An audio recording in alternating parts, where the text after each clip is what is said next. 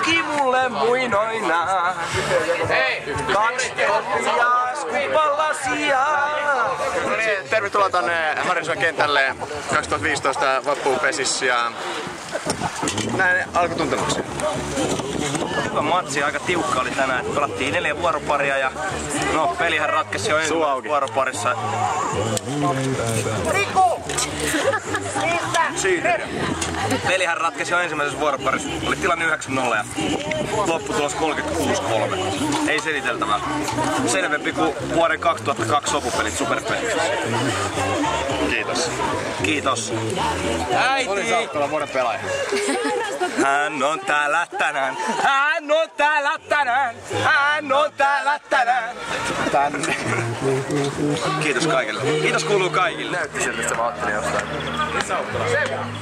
En mä päässyt oikein liikkeellekään. Kiitos, että oot saapunut näin isona porukkana tätä paikalle. Tää on levyjulkkarikeikka. Tänään mikä se biisin nimi on? Nippate. Biisin nimi, Kasinolla naimisiin, esittäjä Jere Pöyhönen, kertosäkelistä ja tässä mun takana Jesse Voss. Ite kans vedin oman version tähän biisiin, mutta sitä ei päästy nauhalle, että toivottavasti kaikki nauttii tästä biisistä ja toivon, että ottakaa joku video Jere. Tai ilta menee kaikki. Niin Jerelle vois laittaa. Jerelle tsemppiä ja voimia.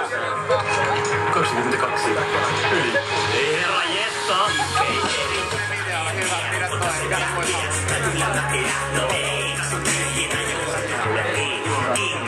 Jorma Sterlingi, Kääriä, herra Helsingi.